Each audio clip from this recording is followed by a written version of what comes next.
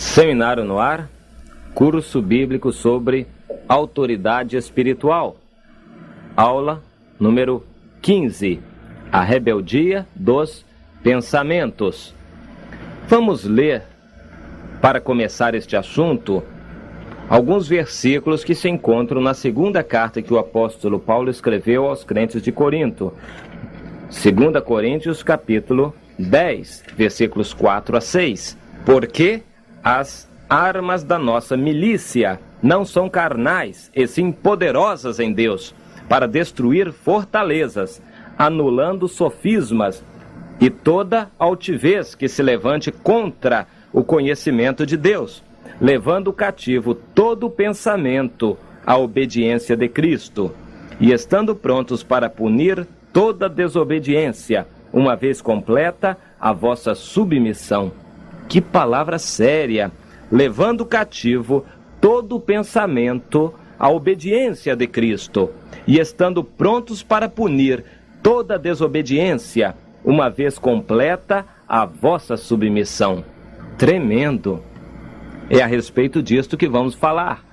As aulas anteriores versaram sobre a rebeldia manifesta em palavras, a rebeldia manifesta nos raciocínios, pela razão, e hoje a rebeldia manifesta nos pensamentos. Em princípio, é bom caracterizar o que queremos dizer por pensamento.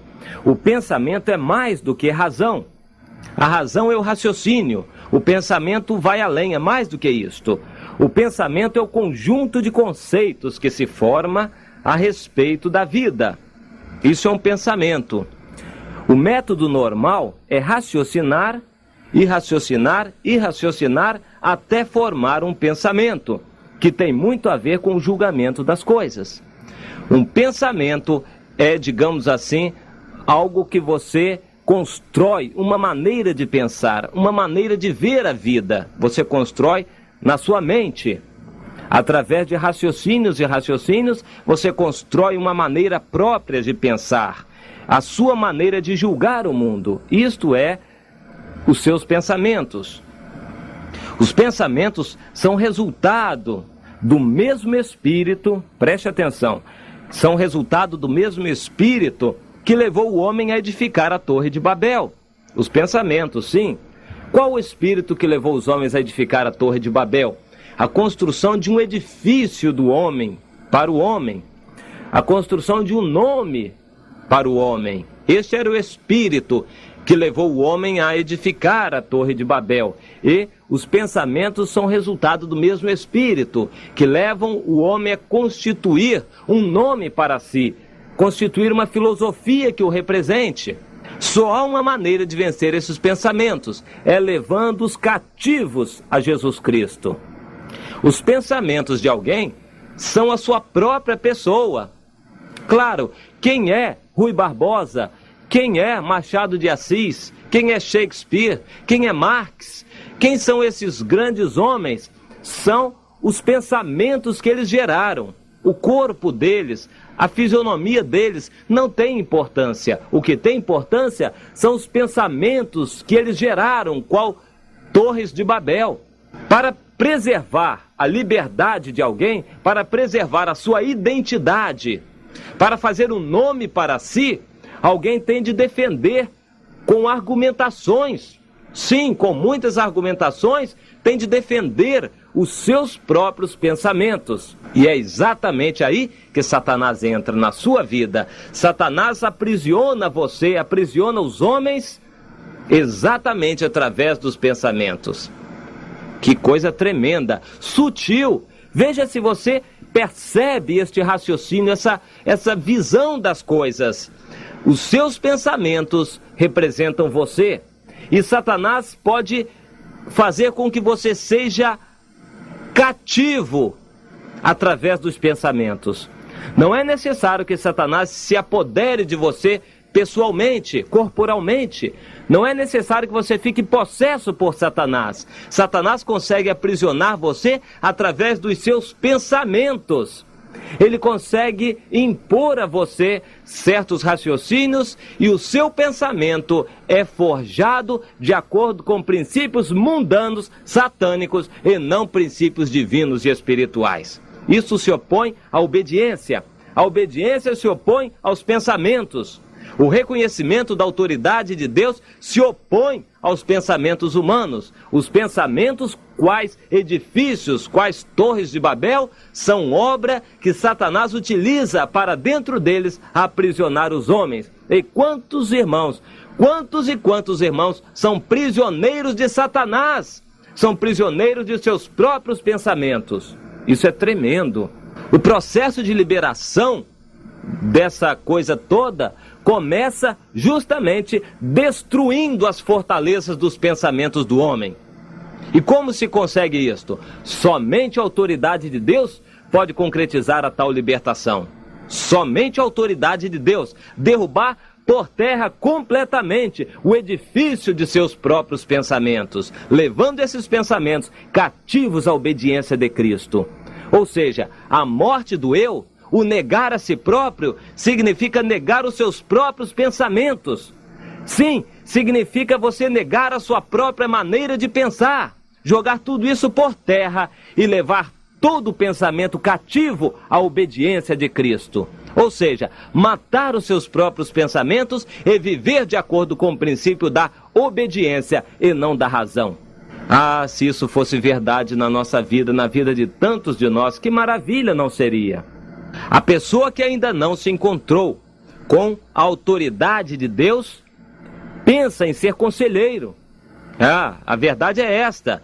Quem não se encontrou ainda com a autoridade de Deus, pensa em ser conselheiro de Deus. Onde vai? O seu primeiro pensamento está em analisar as coisas e como melhorar a situação.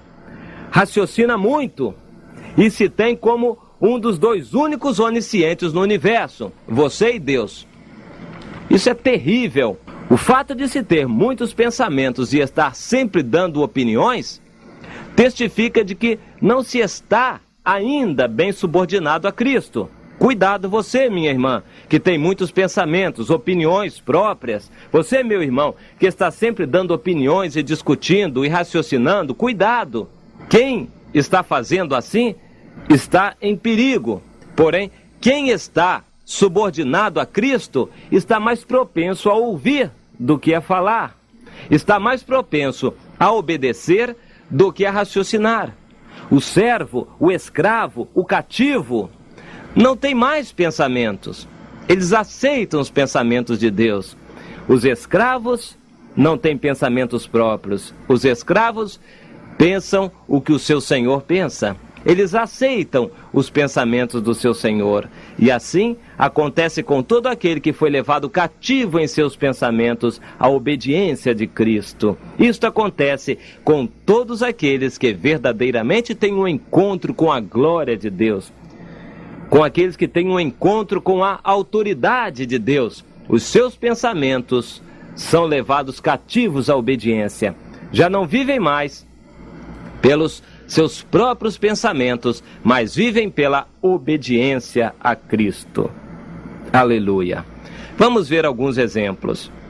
A Bíblia nos ensina tantos e tantos exemplos de pessoas que tiveram um encontro com Cristo ou não tiveram esse encontro. Pessoas que nos exemplificam o viver pela obediência ou o viver pela razão, pelos pensamentos. Vamos tomar em primeiro lugar Paulo, ainda Saulo, cheio de razões, cheio de pensamentos, cheio de si, quando ia para Damasco para colocar em prática, e ele era coerente, era um homem íntegro, para colocar em prática o que ele pensava, ele teve um encontro com a glória de Deus. Resultado, caiu por terra. Quando ele viu a luz da presença do Senhor, a glória de Deus se manifestou na sua vida. Quando isto aconteceu, um milagre tomou lugar. A sua vida se transformou completamente. E eu pergunto, o que aconteceu com seus motivos? As suas razões, as suas filosofias, os seus pensamentos, a sua lógica, o seu estudo. O que aconteceu com todos os seus motivos? Ele esqueceu completamente.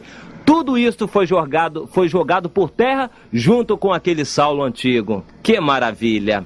Assim acontece também hoje em dia com todos aqueles que têm um verdadeiro encontro com a glória de Deus. Alguns, entretanto, não agem como Paulo, buscam subterfúgios e quando caem por terra, não se rendem, ainda assim, não se rendem, mas discutem, argumentam com Deus e se defendem. Essas pessoas jamais terão futuro ao lado de Deus. São pessoas que não se submetem, não se rendem, levam na cabeça. São pessoas que são derrotadas em seus próprios pensamentos, mas ainda assim se apegam, se agarram a subterfúgios, não se rendem e se defendem. Ah, que coisa terrível!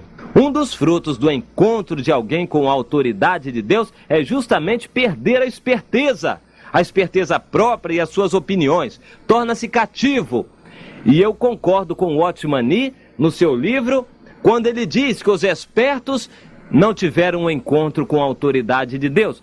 Os crentes espertos, eu tenho muito medo desses. Há pessoas que são espertas na vida, e eu tenho medo dos espertos. Eu prefiro lidar com os ingênuos, mas que são obedientes. O pior é que há ingênuos que são desobedientes. Esses então é que não tem jeito mesmo. Os espertos seguem o padrão do mundo, dos seus pensamentos, são cativos por Satanás em seus próprios pensamentos e argumentações. Mas aquele que se encontrou com o Senhor não precisa mais da esperteza, não precisa da esperteza dos seus próprios pensamentos, mas está cativo a Jesus Cristo, está protegido pelo Senhor. Aleluia! Saul, na Bíblia, um outro exemplo, foi rejeitado por Deus. Ele não foi rejeitado porque roubasse, não foi rejeitado por outras razões, mas simplesmente por causa de uma desobediência, que se originou no fato de ele ter uma opinião própria. Ele tinha opinião, resolveu poupar dos amalequitas o que havia de melhor. Isso se baseou no seu raciocínio. Ele raciocinou e concluiu por si mesmo que a melhor maneira de agradar a Deus era poupar o que havia de melhor dos animais, dos bens e fazer uma oferta para Deus. E a resposta de Deus veio dolorosa, terrível, impiedosa. Aquela resposta dura foi a seguinte: obedecer é melhor do que o sacrificar. Obedecer é o melhor do que dar ofertas. Então, você, meu irmão, você, minha irmã, tome cuidado. Deus não quer que você esteja principalmente interessado em dar a Ele alguma coisa, em ofertas, mas em que você obedeça. Se você não obedecer, você não tem direito de ofertar nada a Deus.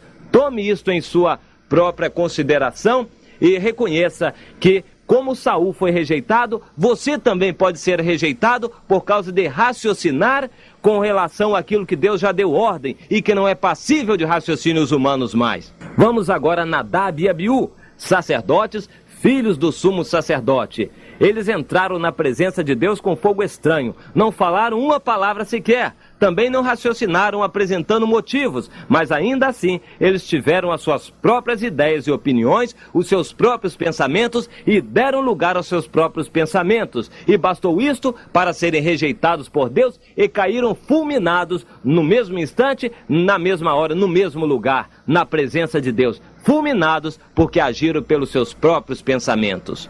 Preste atenção agora. Deus não considera o fervor da nossa pregação do Evangelho ou com que boa vontade nós sofremos por ele. Ele olha para ver até que ponto você é obediente. O reino de Deus começa quando há obediência absoluta. Nenhum pronunciamento de opinião, nenhuma argumentação, nenhuma murmuração, nenhuma injúria, nenhum pensamento, mas obediência. Sem obediência, nada feito. E estando prontos para punir toda desobediência, uma vez completa a vossa submissão. A obediência perfeita só é possível depois que os pensamentos são recapturados. Todo aquele que ainda se inclina a oferecer conselhos a Deus não é totalmente obediente. Tome cuidado você, meu irmão. Não ofereça a Deus pensamentos e raciocínios e sugestões, mas obedeça. É o melhor que você faz. Amém.